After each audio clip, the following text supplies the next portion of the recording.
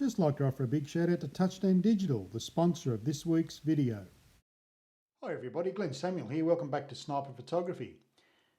Today I want to talk to you about the 6 things that I see 6 mistakes that I see people make. Now I know there's hundreds of videos here on YouTube saying that 7 mistakes people make, 10 mistakes people make. But these mistakes that I want to talk to you about today are very easily corrected. You don't have to be a genius to be good at photography. You don't have to be smart. You don't have to have all these attributes. But there's things you need to know, and these are the mistakes that I have seen people make over the years, especially when I've been conducting workshops. Now, I've conducted a lot of workshops over the years, and I keep on seeing these mistakes being made, and then they're corrected as we go along. Now, the first one I want to talk about is composition. Now, composition is critical to an image, because the idea is you have to create an image that moves the viewer, that makes them feel something. It makes them feel like they were standing next to you when you took that shot. You need to tell a story with your composition. I see far too many images where they're just there and they could have been really good, but the placement's been wrong. The horizon line's wonky. The composition just isn't right. You have to pay particular attention to your composition, because good composition will make a photograph, bad composition will destroy it. And I know there's thousands and thousands of videos here on YouTube about composition, but it's really something that you can't learn by this. The way to learn composition is to be out there and doing it and making mistakes. So concentrate on your composition. Look for elements in that composition that are going to tell the story, the anchor points. You want to make sure that the visual satisfaction that the viewer is getting from looking at your photographs means something to them. Because if it means something to you, that means part of the shot is okay. Now, but if it means something to the viewer and they're really fixated on it and they feel this emotion that you felt when you took that shot because you had good composition, well, that means that the image has worked. So you've got to concentrate on your composition. And the only way to learn composition is to just get out there with the camera and do it. The next thing is tripods. Now, tripods are a must, I believe, for landscape photography. Yes, once again, there's hundreds of videos here on YouTube saying you don't need a tripod for landscape photography. Well, quite frankly, I just don't agree. That's my personal opinion on it. You need a good sturdy tripod. And you remember that word, sturdy. Over the years, I've seen far too many people spend thousands of dollars on cameras and lenses only to have a $100 tripod. That just doesn't work. You will end up spending more money or risk damaging that very expensive camera and lens through tripod failure. So to buy a tripod, look at what you're going to do. Now, I'm over 6 foot. I'm a tall man. My tripods go to 2 meters. So they are huge tripods, and I prefer that. I don't like crunching down all the time. I'm getting older. Things are starting to break on my body, and to have a hunched up back because I've been hunching over a tripod for years was never going to happen for me. So if you buy a tripod, buy the best one you can. You will spend some money, but a good tripod should last you a lifetime. It'll outlast your camera body, we know that. And buy one that's carbon fibers, nice and light and strong. The aluminium ones tend to play up after a while, plus in cold environments they get very cold to touch. So buying a good tripod is a must. Spend that extra money on a good tripod which will last you, preferably without a center column. And I've put videos up here on why I don't use center columns. on this channel. So yes, always look for a good tripod. The next thing is lenses. Now, lenses with landscape photography, everybody seems to think you need a super wide angle lens. Well, yes you do, but the overuse of wide angle lenses is a problem. And I shoot a lot of wide angle landscape photography. I love the 16 to 35 range, but I also like my 24 to 70 range, which is very, very good. A lot of my images are taken at 20 to 24 millimeter. It all depends on what I'm photographing and where I'm going, and that'll lead into the planning part of this video.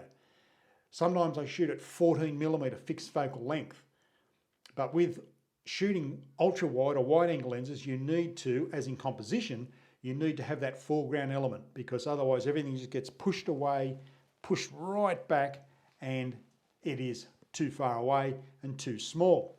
So if you're going to use an ultra wide angle lens or a wide angle lens like a 16 to 35 or a 14 to 24, and you're shooting at 14 to 16 millimeter, make sure, as in composition, that you need that foreground element to lead the viewer into the frame, to lead the viewer into the image, and that foreground element is the anchor point. You need an anchor point, especially when you're using wide angle lenses. So if you have other lenses, try them. Try a 24 millimeter to 105, or shoot at 105, or shoot at 85, or even take your 50 mil nifty 50 out and try that, because that'll make you move around. That'll force you around. And as with composition, if you really can't get your composition right because you've got the wrong lens, well, maybe you haven't got the wrong lens. Maybe you need to move. You need to move around with your camera before you set your tripod up to get that right composition. So let's see how this all ties in.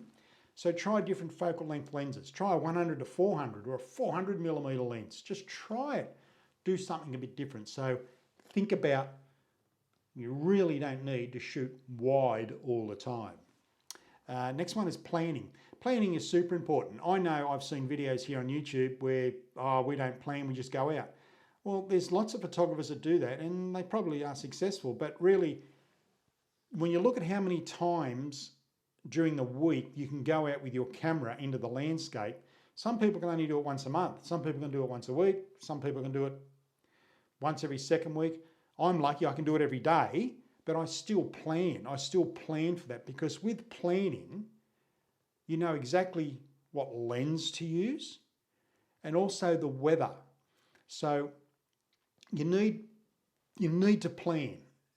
You need to plan your area, because that'll dictate the weather, and it also will dictate what lenses you take. So planning is very, very important.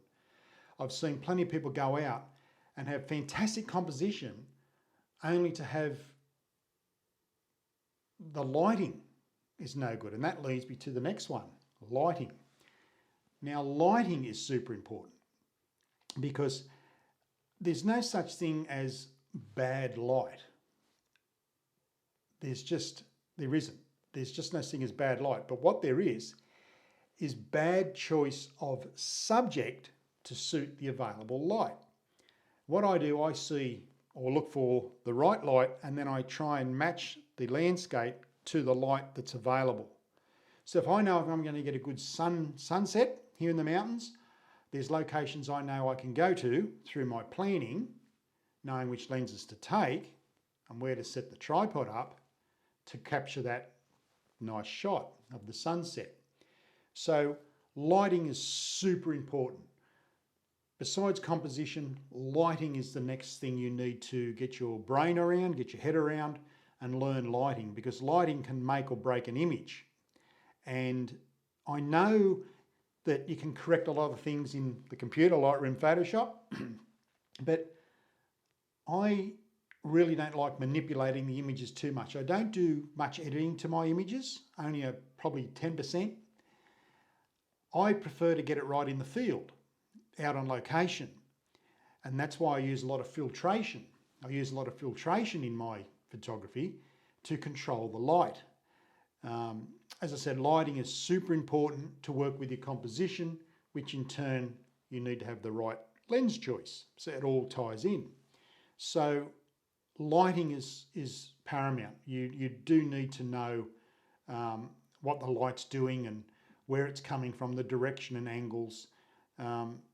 Really, to be a good landscape photographer, you've got to be many things, not just a photographer. You've got to be a geologist, you've got to be a weatherman, you have to be everything. You have to be a scientist, an engineer to get this right. So planning with your lighting and your composition in your lenses is very, very important.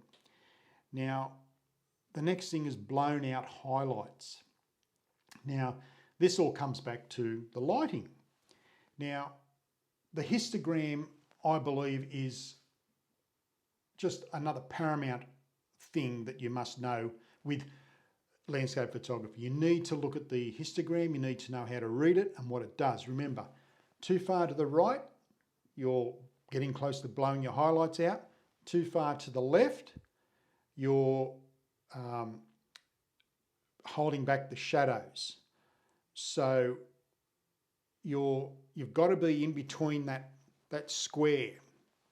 So understanding the histogram is so important. I know to a certain degree you can fix up a bad lighting image in Lightroom Photoshop, but you really can't rescue blown highlights. There's no program that I know of that can rescue a blown highlight in an image. So get it right in the field. Don't rely on this thing here, the computer in Lightroom and Photoshop. For goodness sakes, get it done in the field.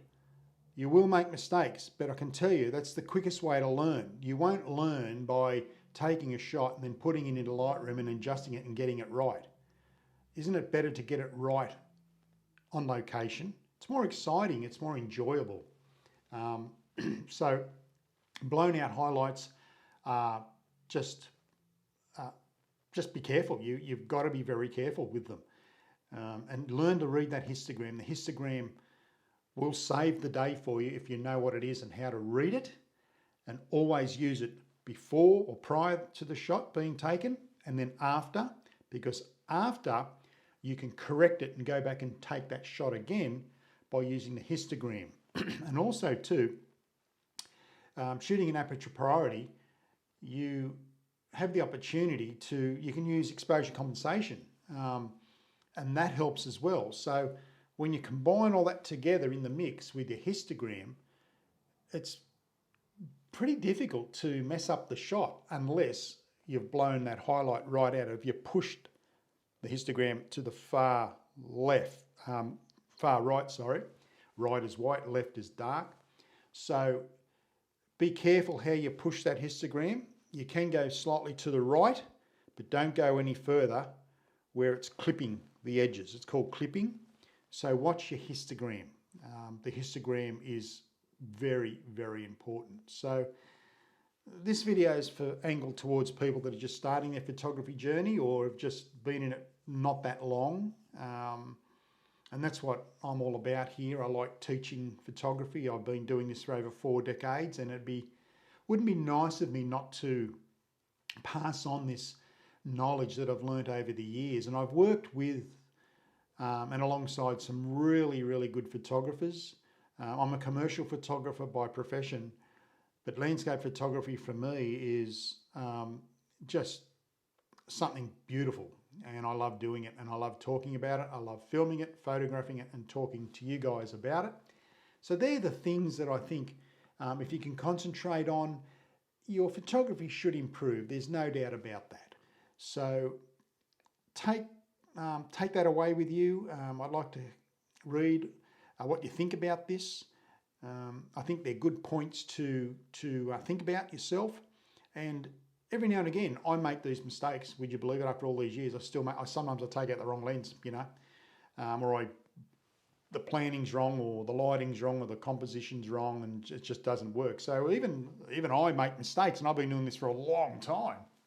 So, but that's not to say that you can't get it right. So take that away, practice that, and let me know how you go. So that's it for another episode of Sniper Photography. I hope you've enjoyed this one. My name's Glenn Samuel. Thank you for watching, and as I always say, be nice to yourself, family and friends, but most of all, you keep shooting and keep smiling. Bye for now.